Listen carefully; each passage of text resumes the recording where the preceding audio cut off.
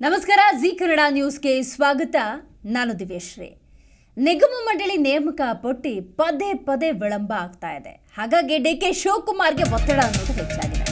ಆಕಾಂಕ್ಷಿಗಳಿಗೆ ಸಂಕ್ರಾಂತಿಯ ಎಳ್ಳು ಬೆಲ್ಲದಲ್ಲಿ ಬೆಲ್ಲ ಅನ್ನುವಂತಹ ಉಡುಗೊರೆ ಸಿಗಲೇ ಇಲ್ಲ.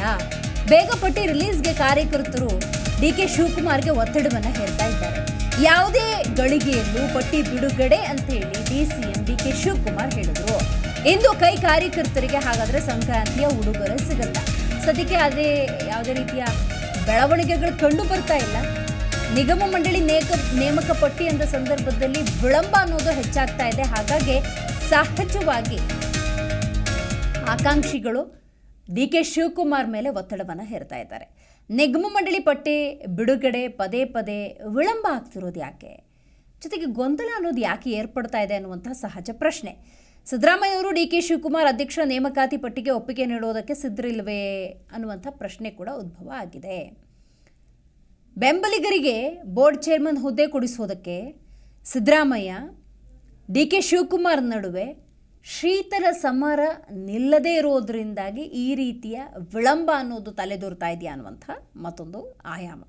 ಸಚಿವರ ಜೊತೆ ಮೀಟಿಂಗ್ ಬಳಿಕ ಪಟ್ಟಿ ರಿಲೀಸ್ ಆಗುತ್ತೆ ಅಂಥೇಳಿ ಆಕಾಂಕ್ಷಿಗಳು ಕೂಡ ಕಾದು ಕುಳಿತಿದ್ರು.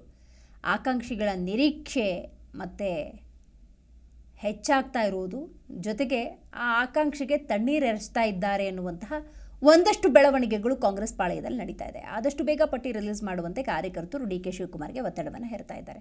ಅಸಲಿಗೆ ಏನು ಸಮಸ್ಯೆ ಆಗ್ತಾ ಇದೆ ಕಾಂಗ್ರೆಸ್ನಲ್ಲಿ ನಿಗಮ ಮಂಡಳಿ ನೇಮಕ ಅಂದ ಸಂದರ್ಭದಲ್ಲಿ?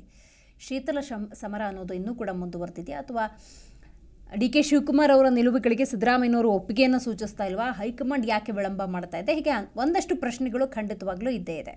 ಈ ಕುರಿತಂತೆ ಹೆಚ್ಚಿನ ಮಾಹಿತಿಯನ್ನು ನಮ್ಮ ಪ್ರತಿನಿಧಿ ರಾಜಪ್ಪ ನೀಡ್ತಾ ಹೋಗ್ತಾರೆ. ರಾಜಪ್ಪ, ನಿಗಮ ಮಂಡಳಿ ನೇಮಕ ಪಟ್ಟಿ ಅಂದಾಗ ಬಹಳಷ್ಟು ವಿಳಂಬ ಆಗ್ತಾ ಇದೆ. ಆಂತರಿಕವಾಗಿ ಏನಾದರೂ ಸಮಸ್ಯೆ ಇದೆಯಾ? ದಿವೇಶಿ, ಮೇಲ್ನೋಟಕ್ಕೆ ಇದು ಆಂತರಿಕ ಸಮಸ್ಯೆ ಕಂಡು ಬರ್ತಾ ಇದೆ. ಸಿದ್ದರಾಮಯ್ಯ ಕೊಟ್ಟಂತ ಪಟ್ಟಿಯನ್ನ ಡಿ ಕೆ ಶಿವಕುಮಾರ್ ಒಪ್ತಾ ಇಲ್ವೋ, ಅಥವಾ ಡಿ ಕೆ ಶಿವಕುಮಾರ್ ಕೊಟ್ಟಂತ ಪಟ್ಟಿಯನ್ನ ಪಕ್ಷದ ಹೈಕಮಾಂಡ್ ಒಪ್ತಾ ಇಲ್ವೋ ಅಂತ ಅನುಮಾನಕ್ಕೆ ಕಾರಣವಾಗಿದೆ.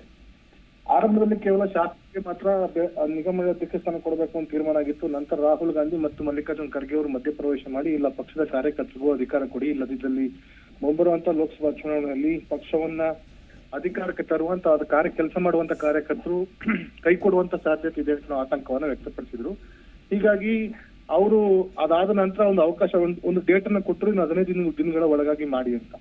ಮುಖ್ಯಮಂತ್ರಿಗಳು ಮತ್ತೆ ಡಿ ಕೆ ಶಿವಕುಮಾರ್ ದೆಹಲಿಗೆ ತೆರಳಿ ಅದಕ್ಕೆ ಅವಕಾಶವನ್ನು ಪಡೆದು ಬಂದು ಮತ್ತೆ ಎರಡು ಮತ್ತು 3 ರೀತಿ ಪಟ್ಟಿಗಳನ್ನು ಪರಿಷ್ಕರಣೆ ಮಾಡಿದ್ರು ಸಹ ಸಂಕ್ರಾಂತಿ ವೇಳೆಗೆ ಬಿಡುಗಡೆ ಆಗ್ಬೇಕಾಗಿತ್ತು. ಸರ್ಕಾರ 6 ತಿಂಗಳು ತುಂಬಿತ್ತು. ಆ ಸಂದರ್ಭದಲ್ಲಿ ಬಿಡುಗಡೆ ಆಗತ್ತೆ ಅಂತ ವಿಶ್ವಾಸವನ್ನು ಕೆಲವು ಕಾರ್ಯಕರ್ತರು ಹೊಂದಿದ್ರು.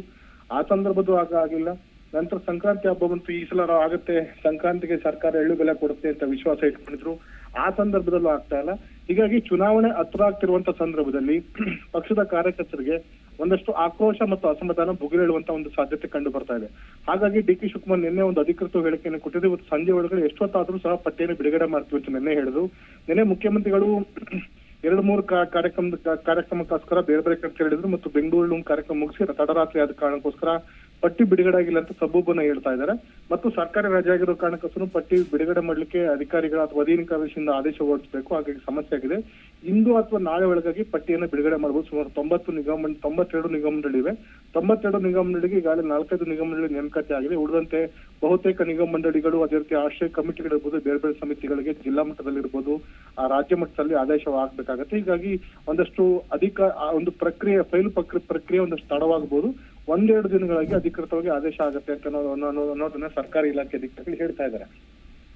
ಅದ್ರ ಪಕ್ಷದ ಕಾರ್ಯಕರ್ತರು ಹೇಳ್ತಾರೆ, ಇದೇ ತರ 6 ತಿಂಗಳ ನೀವು ಸಮಯನ ದೂಡ್ಕೊಂಡು ಬಂದಿರಿ, ನಿಮ್ಗೆ ಅಧಿಕಾರ ಬೇಕು, ಅವಕಾಶ ಕೆಲಸ ಮಾಡಬೇಕು ಅಂದ್ರೆ ಅರ್ಧ ಗಂಟೆ ಒಳಗೆ ಅಧಿಕಾರ ಕೋಸ್ಕೊಂಡು ಆದೇಶನ ಹೊರಡ್ತೀರಾ. ಆದ್ರೆ ನಮ್ಮ ಕೆಲಸ ಮಾಡ್ಕೊಳ್ಳಿಕ್ಕೆ ಮಾತ್ರ ನೀವು 6 ತಿಂಗಳು 8 ತಿಂಗಳು ಇನ್ನೂ ಸಹ ಕಾಲಾವಕಾಶ ದೂಡ್ತಾ ಇದ್ರಿ, ಎಷ್ಟು ಮಟ್ಟಿಗೆ ಸರಿ ಅಂತ ಅನ್ನೋ ಒಂದು ಮಾತನ್ನ ಹೇಳ್ತಾ ಇದ್ದಾರೆ. ಹೀಗಾಗಿ ಇದು ಮುಖ್ಯಮಂತ್ರಿಗಳ ಒಂದು ಒತ್ತಡಕ್ಕೆ ಕಾರಣವಾಗಿದೆ. ಇಂದು ಮುಖ್ಯಮಂತ್ರಿಗಳು ಮಧ್ಯಾಹ್ನದ ವೇಳೆ ಈ ಒಂದು ಪ್ರಕ್ರಿಯೆನ ಮುಗಿಸ್ಬೇಕು ಅನ್ನೋ ಒಂದು ನಿಯಮಾವಳಿಯನ್ನು ಹಾಕೊಂಡಿದ್ದಾರೆ ಅಂತ ಮಾಹಿತಿ ಇದೆ. ಆದ್ರೆ ಎಷ್ಟೊತ್ತಿಗೆ ಬಿಡುಗಡೆ ಮಾಡ್ತಾರೆ ಅಂತ ಅದನ್ನ ಕಾದು ನೋಡ್ಬೇಕಾಗಿದೆ. ಒಂದ್ ವೇಳೆ ಬಿಡುಗಡೆ ಮಾಡಿದ್ರಲ್ಲಿ ನಾಳಿದ್ದು ನಡೆಯಲಿರುವಂತಹ ಪಕ್ಷದ ಕಾರ್ಯಕರ್ತರ ಸಮಿತಿ ಸಭೆ ಕರೆದಿದ್ದಾರೆ. ಅಂದು ಈ ಒಂದು ವಿಷಯ ಅದು ಡೆಫಿನೆಟ್ ಆಗಿ ಅದು ಬುಗಿಲೇಳುವಂತ ಒಂದು ಸಾಧ್ಯತೆ ಸ್ಪಷ್ಟವಾಗಿದೆ. ವಿಷಯ. ಥ್ಯಾಂಕ್ ಯು ನಿಮ್ಮೆಲ್ಲ ಮಾಹಿತಿಗಾಗಿ Rajappa.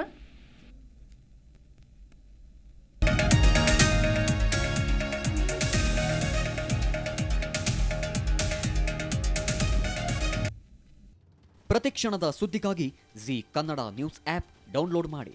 Live TV, latest updates, entertainment, lifestyle, technology ಸುದ್ದಿ ನಿಮ್ಮ ಅಂಗೈಯಲ್ಲಿ.